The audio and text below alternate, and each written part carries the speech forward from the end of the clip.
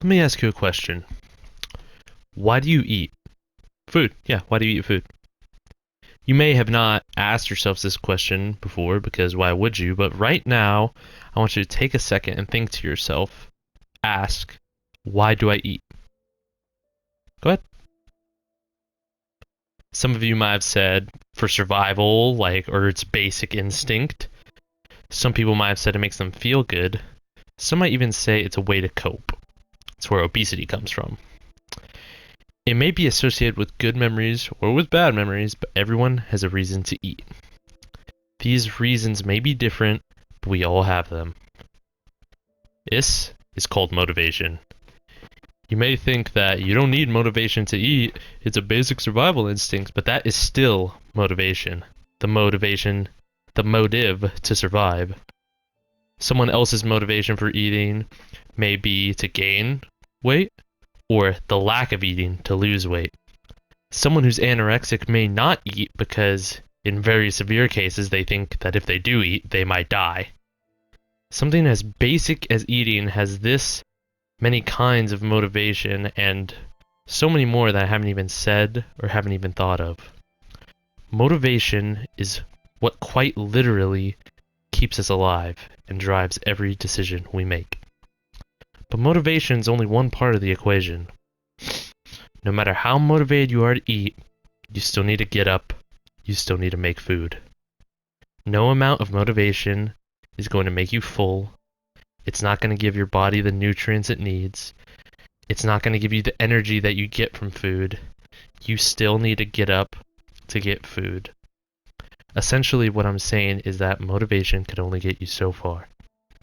Discipline is what gets you the rest of the way. Now, I'm sure you've heard that 1,000 times before. You've heard your favorite fitness icon like David Goggins talk about discipline and how they always disregard motivation in a way.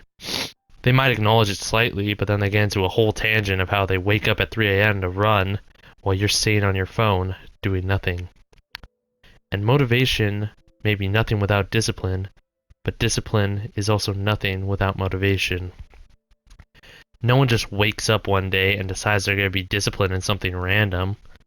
A person who is at a healthy body weight isn't just going to say, I'm going to go to the gym. Their motive for going to the gym would be to get into shape. No one has discipline without having a motive.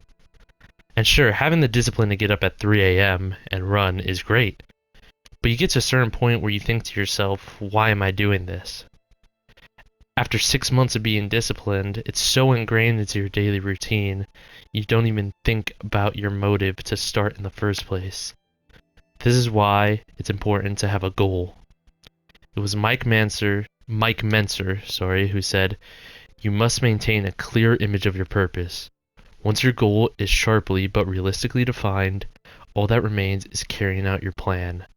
Your motive and your goal are similar, but not the same."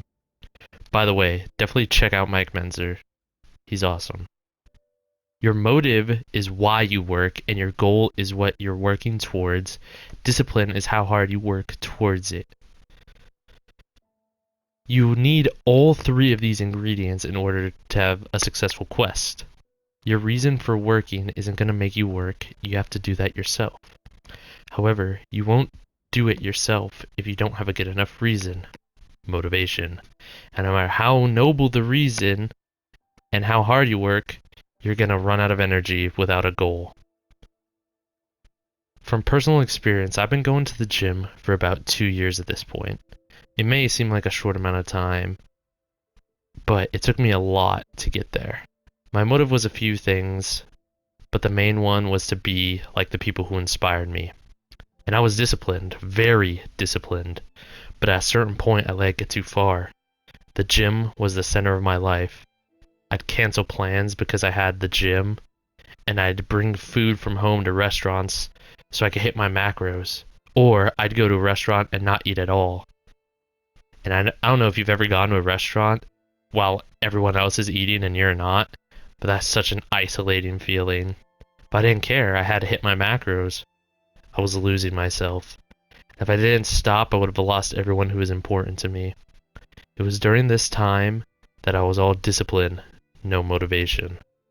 I had forgotten why I started. These people that I looked up to didn't close themselves off to their friends.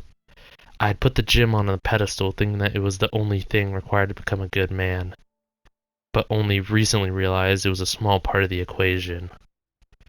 So if you ever find yourself stuck, try to remember why you started.